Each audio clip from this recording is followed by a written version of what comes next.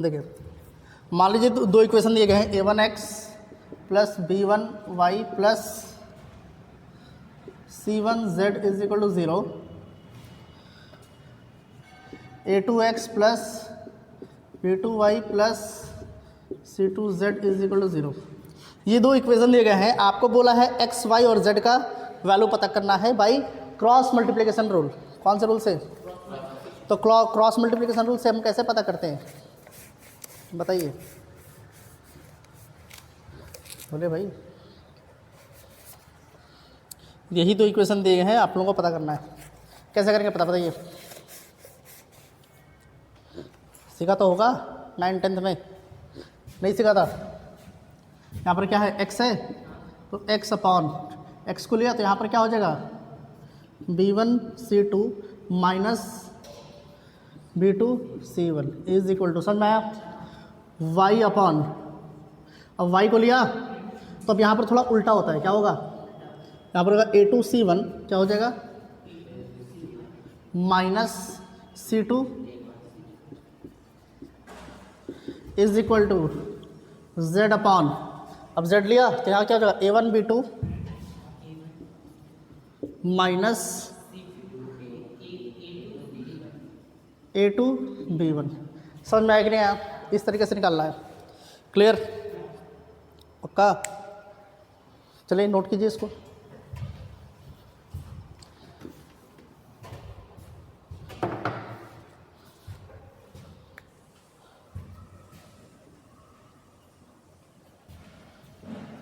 To x plus 3y minus 8 is equal to 0, 3x minus 4y plus 5 is equal to 0। ये दे रखा है आप लोगों को, एक्स वाई की वैल्यू निकालनी है, ठीक है। तो सीधी सी बात है, वही वाला फॉर्म यूज़ करेंगे। यहाँ पर x आ जाएगा, x upon 2 into 5 10 minus 4 into minus 8, इसको लिया ना 3, अच्छा 3 इंटू 5 ना, इसको लिया है तो 3 इंटू 5 15, 4 8 जा 32। समझ में आया कि नहीं आया? माइनस माइनस प्लस हो जाएगा और एक यहाँ पर माइनस, y अपॉन, अब y में आया तो थोड़ा सा उल्टा चलेगा, अब ऐसे नहीं चलेगा, ऐसे चलेगा, 3 8 जा, फिर यहाँ पर 2 इंटू 4, सॉरी इसको लिया था ना, 2 इंटू 5 10 और यहाँ पर माइनस पहले से रहेगा। समझ में आया कि नहीं आया? z अपॉन, अच्छा यहाँ पर z है क्या, तो क्या लिख देंगे यहाँ पर 1, क्या लिख देंगे। अब इसको लिया तो 2 4 जा माइनस 8, 3 3 जा, समझ में आया कि नहीं आया? यह हो गया x अपॉन कितना हो जाएगा 17 minus 17 is equal to y upon कितना हो जाएगा, is equal to minus 1 upon, समझ में आया कि नहीं आया? माइनस माइनस हर जगह से हटा दे तो ये हो जाएगा x upon 17 is equal to y upon 34 is equal to 1 upon 17। पहले इसको और इसको ले लेते हैं तो x की वैल्यू क्या हो जाएगी, x इज इक्वल टू, अब इसको और इसको ले लेंगे तो x की वैल्यू कितनी, y की वैल्यू कितनी हो जाएगी, हो जाएगा क्या बताइए, 34 ऊपर जाएगा, 72 जा 34, तो x की वैल्यू 1 आ गई, y की वैल्यू क्या आ गई 2। सिंपल, पक्का क्लियर है, कर सकते हैं। चलिए बढ़िया, नोट कीजिए।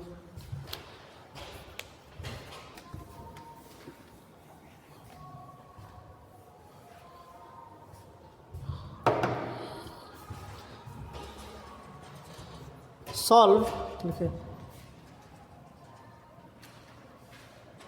2x minus 3y plus 4z is equal to 0, 7x plus 2y minus 6z is equal to 0, 4x plus 3y plus z is equal to 37। आप लोगों को x, y और z की वैल्यू निकालनी है। क्या क्या करनी है, एक्स वाई जेड की वैल्यू। अब तो 3 इक्वेशन दे दिया ना, तो कैसे सॉल्व करेंगे? अभी तो 2 इक्वेशन को सॉल्व करना सीखा था, 3 इक्वेशन को तो सीखा नहीं था। ध्यान से देखिए, पहले 2 इक्वेशन को सॉल्व करेंगे। 7x + 2y - 6z, समझ में आ रहा? तो यहाँ 0 0 है तो इसको सॉल्व कर लेंगे। यहाँ x अपॉन क्या हो जाएगा, -3 × -6 18, इसको लिया था ना, तो 4 2 = 8 -8, समझ में आया कि नहीं आया? Is equal to y upon y को लिया तो 7 4 = 28, 6 2 = 12 + 12 हो जाएगा कि नहीं हो जाएगा? माइनस और एक माइनस साइन यहाँ पर का। z अपॉन z को लिया तो क्या हो जाएगा, 4 + 21, और इसको क्या ले लेंगे, इसको k के बराबर ले लेंगे। क्या ले लेंगे? k के बराबर, ठीक है। ये हो गया x upon 10 is equal to y upon कितना हो जाएगा, 40, z upon 25 is equal to k। सबको डिवाइड कर दे क्या? बोलिए, सबको डिवाइड कर सकते हैं? ये 5 से किया, 5 से 5 से, तो ये कितना हो जाएगा, x upon 2 y upon z upon 5 is equal to k। समझ में आया कि नहीं आया? कोई डाउट इसमें? यहाँ से x की वैल्यू कितनी हो गई, x is equal to 2k, y कितना हो गया और z कितना हो गया? क्लियर है कि नहीं क्लियर है? x की वैल्यू 2k, y की वैल्यू 8k, z की वैल्यू, ये इक्वेशन 3 है। सब्स्टिट्यूटिंग इन इक्वेशन x की वैल्यू, y की वैल्यू, z की वैल्यू इक्वेशन 3 में सब्स्टिट्यूट कर देंगे। तो अगर यहाँ पर सब्स्टिट्यूट किया तो 4 × 2 8k plus 3 × 8 24k plus 1 × 5 5k is equal to कितना है, 37। तो 8 + 24 कितना हो जाएगा, 32, 32 + 5 37k इज इक्वल टू 37। तो k की वैल्यू कितनी हो गई? अगर k की वैल्यू 1 हो गई तो x कितना हो गया, 2, y इज इक्वल टू कितना हो गया, y इज इक्वल टू 8, और z इज इक्वल टू कितना हो गया? तो ये x, y और z की वैल्यू निकल कर आ गई। समझ में आया कि नहीं आया? तो जब भी ऐसा देगा 2 इक्वेशन को सॉल्व करेंगे, कोशिश करेंगे कि 0 0 वाला ही ले, ऐसे नंबर वाले ना ले, ठीक है। वहाँ से x y z की वैल्यू निकालिए। कैसे निकालेंगे? k के टर्म्स में निकल कर आएगा, क्योंकि यहाँ से एग्जैक्ट x की वैल्यू हम नहीं निकाल सकते, रेशियो नहीं। ये जो आ रहा है ना, ये 2 8 5, ये क्या है, रेशियो है। क्या है? रेशियो। अगर x is to y is to जेड पूछता तो आप लिख सकते हैं 2:8:5, ये लिख सकते हैं। समझ में आ रहा? लेकिन यहाँ पर वैल्यू पूछा है ना, तो उसको k के बराबर रखना पड़ेगा, फिर वहाँ से k के टर्म्स में निकल कर आ जाएगा। उसके बाद उसको हम 3rd इक्वेशन में रखेंगे तो k की वैल्यू आ गई, प्लॉट कर दीजिए, आपका आंसर आ जाएगा। क्लियर है? चलिए नोट कीजिए।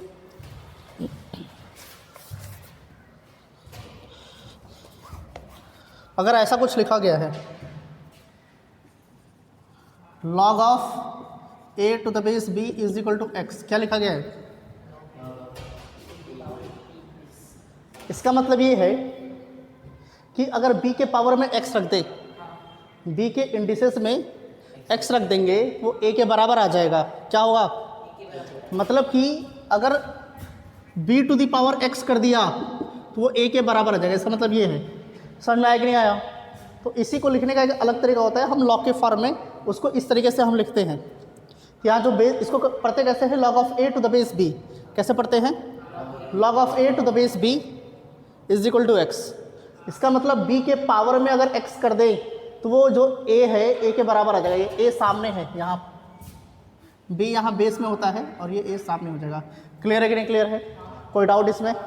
लेकिन यहाँ पर जब हम लिख रहे हैं log of a to the base b, तो इसके कुछ टर्म्स एंड कंडीशंस हैं। समझ में आ रहा? वो टर्म्स एंड कंडीशंस क्या है? यहाँ पर जो a है, a must be greater than 0। क्या होना चाहिए? a 0 से बड़ा होना चाहिए। b जो है, b must be greater than, b 0 से बड़ा होना चाहिए, निगेटिव नहीं हो सकता।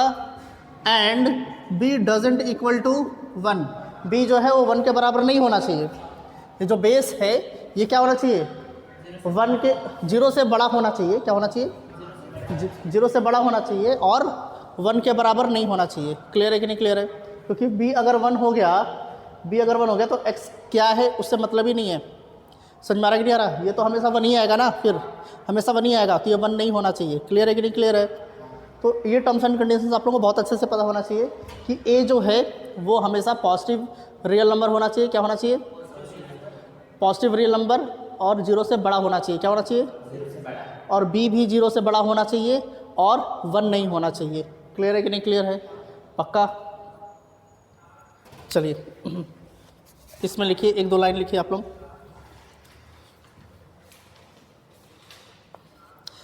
The logarithm of the number, the logarithm of the number capital N, ऐसे लिखेगा। इसमें दे रखा है log of n to the base a, तो कैपिटल N लिखिए। क्या लिखा? The logarithm of the number n to the base a, to the base a is the exponent indicating the power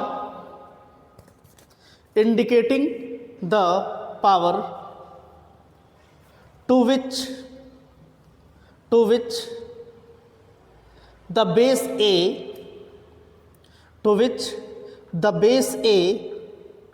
must be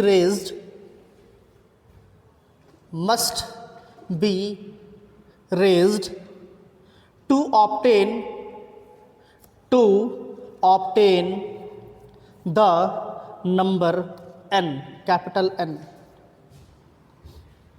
समझ में आ रहा? तो इसको लिख लीजिए, log of n to the base a is equal to x।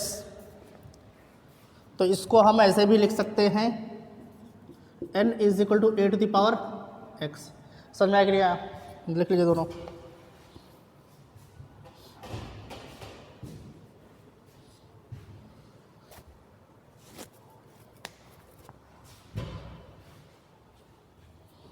Clear?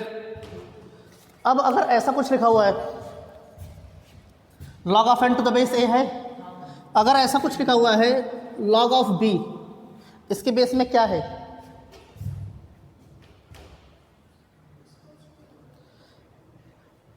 कुछ तो नहीं है, लेकिन यहाँ पर इसका मतलब यहाँ पर 10 है। क्या है? इसके बेस में क्या है? 10। समझ में आया कि नहीं आया? जब भी कोई भी नंबर, जैसे बोल दिया log ऑफ 5, तो उसका मतलब उसके बेस में क्या है? 10 है। log ऑफ a, इसका मतलब बेस में क्या है? 10। तो आपको log of b to the base 10 लिखने की जरूरत नहीं है। अगर log ऑफ कोई भी नंबर लिखा हुआ है तो वो अंडरस्टैंडिंग है कि उसका बेस क्या होगा? 10 होगा।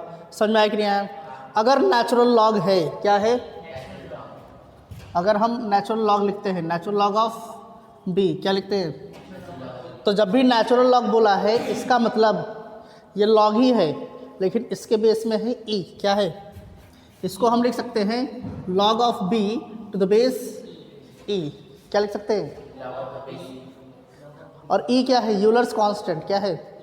e हमने पढ़ा था, यूलर्स कांस्टेंट e जो होता था, इरेशनल नंबर होता था, 2.7 से बड़ा, 2.8 से छोटा, 2.71 समथिंग होता है। क्लियर है कि नहीं क्लियर है? ठीक है, तो इसमें लिख लीजिए आप लोग एक पॉइंट। नेक्स्ट पॉइंट लिखिए, if a is equal to 10, if, यहाँ पर इसी के नीचे लिखेगा a is equal to 10, then we right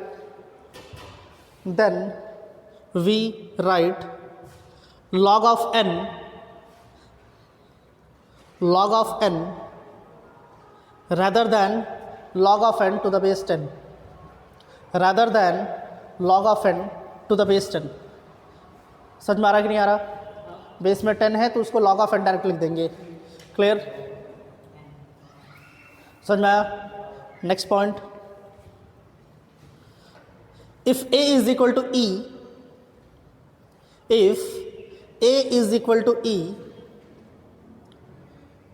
we write natural log ln, we write natural log of n rather than log of n to the base e।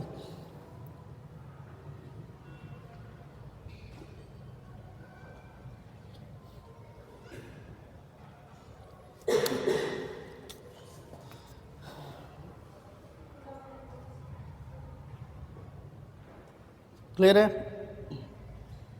कोई doubt? Rather than log of n to the base e, log of n to the base e लिखने की जगह पर हम उसको क्या लिख देते हैं?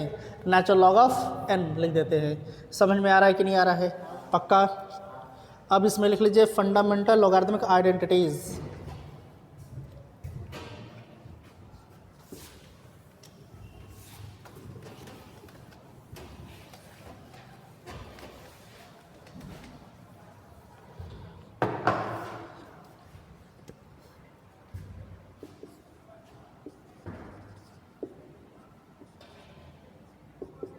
Fundamental logarithmic identities.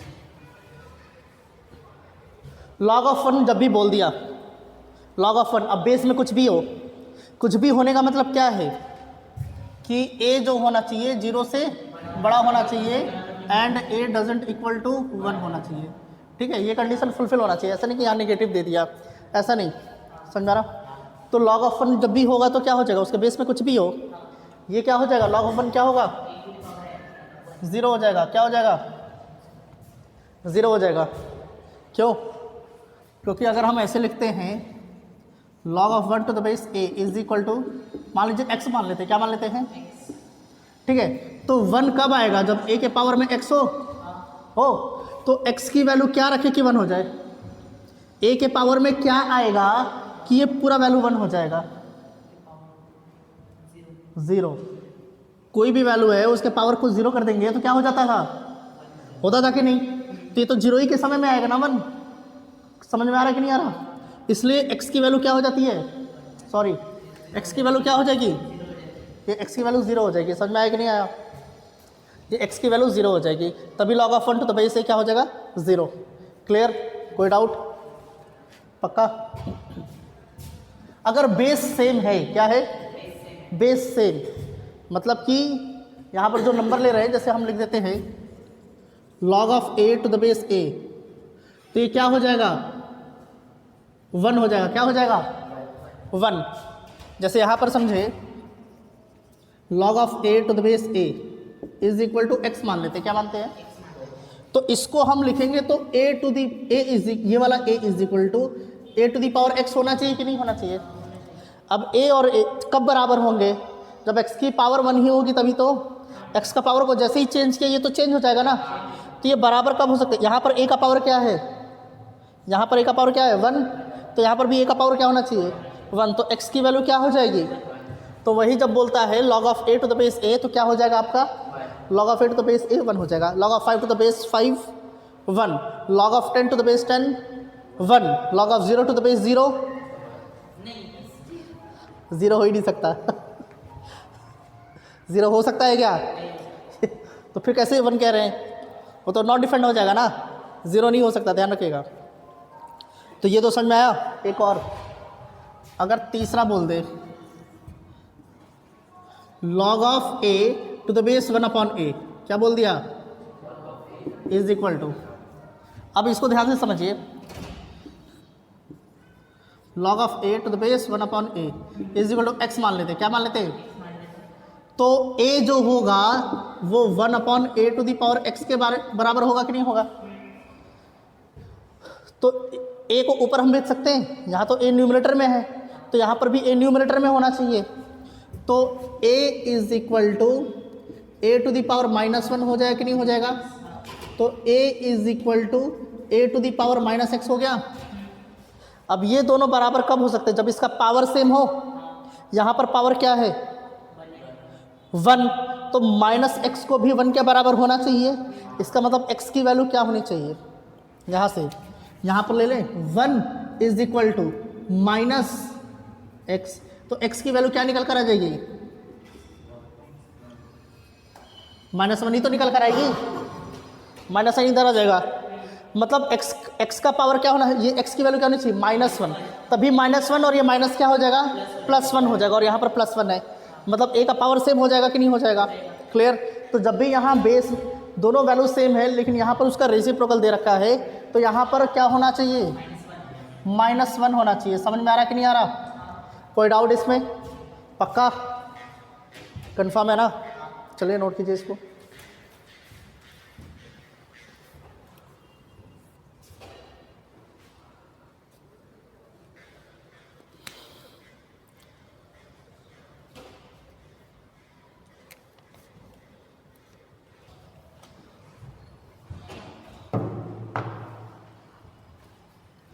कुछ वैल्यूज आप लोगों को पता होना चाहिए लॉग का। जैसे अगर बोल दिया जाए log of 2 to the base 10, इसकी वैल्यू क्या होती है? इसकी वैल्यू होती है 0.3010। क्या होती है? log of 3 to the base 10 कितना होता है? 0.4771। समझ में आया कि नहीं आया? थर्ड, नेचुरल लॉग ले लेते हैं। क्या लेते हैं? Natural log of 2। Natural log of 2 क्या होगा? बोले 0.693। क्या हो जाएगा? एक ले लेते हैं नेचुरल लॉग ऑफ 10, 2.303। क्या हो जाएगा? तो ये सब कुछ वैल्यूज आप लोगों को पता होना चाहिए। समझ में आया कि नहीं आया? चलिए नोट कीजिए।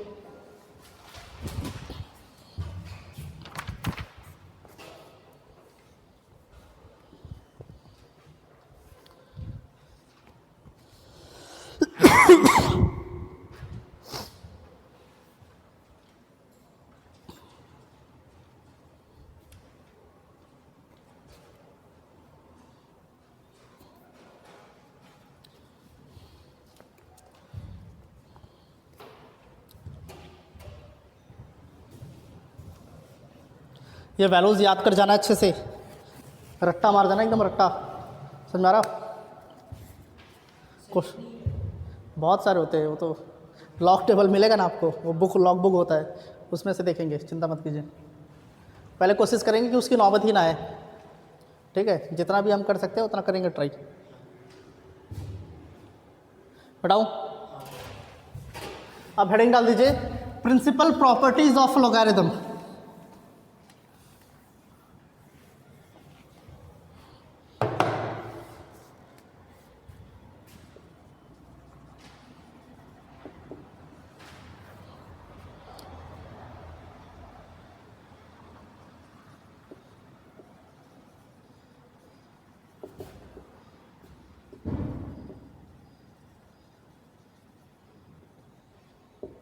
प्रिंसिपल प्रॉपर्टीज ऑफ लॉगरिथम, ठीक है? सबसे पहली प्रॉपर्टी, अगर ऐसे लिखा गया है log of m dot n, और यहाँ पर बेस में a है, क्या है? मतलब दो वैल्यूज क्या हो रहे हैं? मल्टीप्लाई हो रहे हैं। क्या हो रहे हैं? तो इसको हम लिख सकते हैं log of m to the base a plus log of n to the base a। ये प्रॉपर्टी होती है। मल्टीप्लाई हो रहा है तो क्या हो जाएगा? प्लस में, और अगर डिवाइड हो रहा है तो क्या हो जाएगा?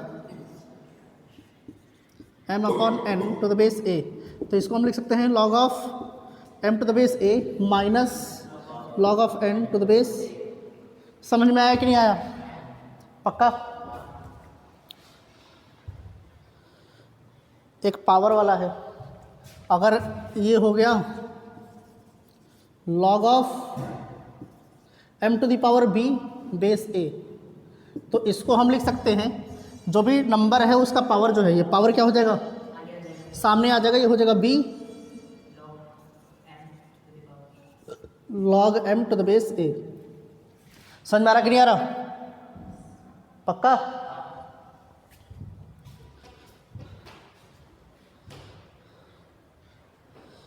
अगर बेस का पावर हो जाए तो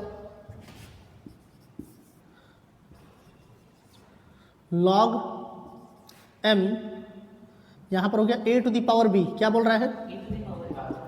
ठीक है, बेस का भी पावर है, तो इस वैसे ये तो b सामने आ जाता है, यहाँ पर क्या हो जाएगा? 1 अपॉन b क्या हो जाएगा?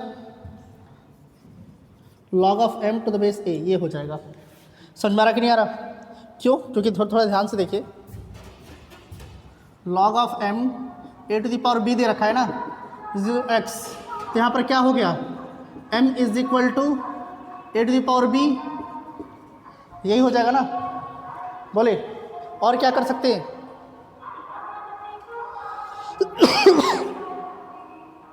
बोले यही हो जाएगा, और क्या हो जाएगा?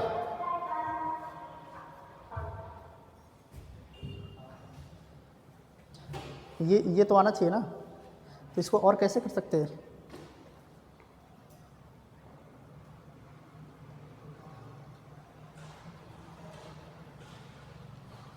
अरे सोचिए भाई, ये मत सोचिए कि मैं करूँगा तब आप करेंगे, इसको करना है खुद से, ठीक है। यहाँ पर थोड़ा सा उल्टा सीधा कीजिएगा, हो जाएगा। ट्राई कीजिएगा, मार्क कर लीजिए, इम्पॉर्टेंट, यहाँ पर important.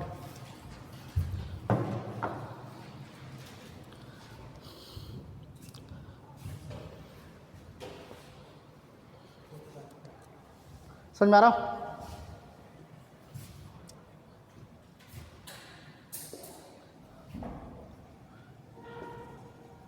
Log of m to the base a दे रखा है, क्या दे रखा है? तो इसको हम ऐसे भी लिख सकते हैं, ध्यान से देखिए। इसको हम लिख सकते हैं log of m to the base b upon log of a to the base b। समझ में आ रहा है कि नहीं आ रहा? ऐसे हम लिख सकते हैं। बेस में क्या है? तो यहाँ a आ जाएगा, log ऑफ a, और यहाँ पर जो भी बेस होगा ना वही बेस यहाँ पर भी होना चाहिए। समझ में आ रहा है कि नहीं आ रहा? एग्जाम्पल में अगर हम ले लें, एग्जाम्पल अगर ऐसे लिखा गया है log of 10 to the base 2, तो इसको हम लिख सकते हैं log of 10 upon log of 2। अब आप बोलेंगे बेस किधर गया? यहाँ पर b बेस था तो यहाँ पर भी बेस था, यहाँ पर कुछ भी नहीं लिखा गया है, इसका मतलब बेस में क्या है? 10। तो यहाँ पर भी बेस में क्या है? तो यहाँ पर हम ऐसे भी लिख सकते हैं a, और यहाँ पर ऐसे लिख सकते हैं। समझ में आया कि नहीं है? इसको इस तरीके से लिखा जा सकता है। समझ में आ रहा है कि नहीं आ रहा? पक्का? ठीक है।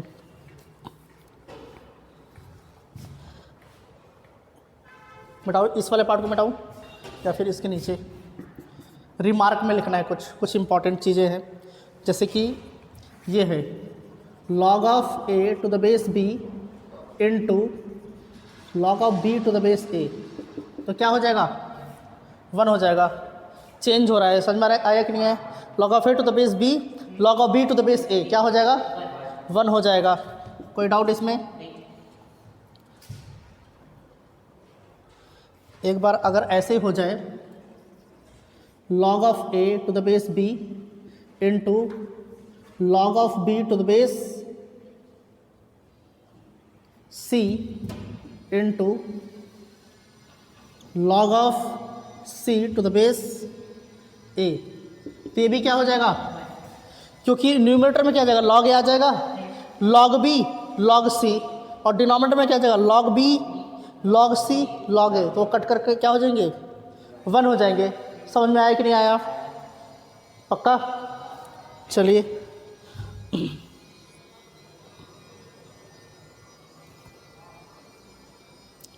अगर ऐसा कुछ दे रखा है, देखिए ध्यान से,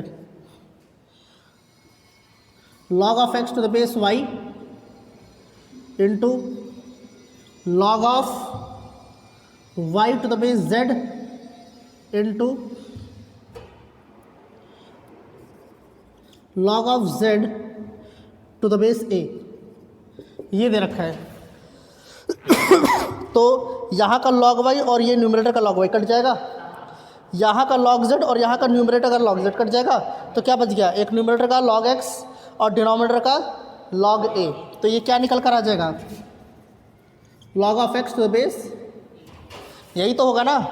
यहाँ का बेस और यहाँ का न्यूमरेटर कट गया, यहाँ का बेस और यहाँ का न्यूमरेटर कट गया, तो log of x to the base log of a, log of x to the base a हम ऐसे लिख सकते हैं। क्लियर है कि नहीं क्लियर है? पक्का? कोई डाउट? जगह बचाए, इसी के नीचे लिख लेते हैं। अगर e के पावर में ln आ जाए, नेचुरल लॉग आ जाए, क्या आ जाए? e to the power natural log of a to the power x है, क्या है? e टू द पावर में नेचुरल लॉग आ गया, क्या आ गया? तो जैसे ही e के पावर में नेचुरल लॉग आ जाएगा, ये कैंसिल आउट हो जाएंगे और यहाँ पर क्या आ जाएगा आपका? a to the power x आ जाएगा, क्या आ जाएगा? ये कैंसिल आउट हो जाते हैं और यहाँ पर जो भी है नेचुरल लॉग के साथ वो यहाँ का यहाँ आ जाएगा। क्लियर है कि नहीं क्लियर है? पक्का? कोई डाउट? पक्का? सही है। चलिए नोट कीजिए, ये सब इम्पॉर्टेंट चीज़ें हैं, बहुत ही ज़्यादा इम्पॉर्टेंट चीज़ें हैं। ये सब चीज़ एकदम दिमाग में छापना पड़ेगा। बहुत ही ईजी चीज़ें हैं, एक बार छप गया तो हो जाता है, लेकिन ये बहुत काम आता है। देखिए ना, जब भी लॉग आता है तो दिमाग हिल जाता है, अरे ये क्या आ गया लॉग। तो ये सब पता होना चाहिए अच्छे से, ठीक है।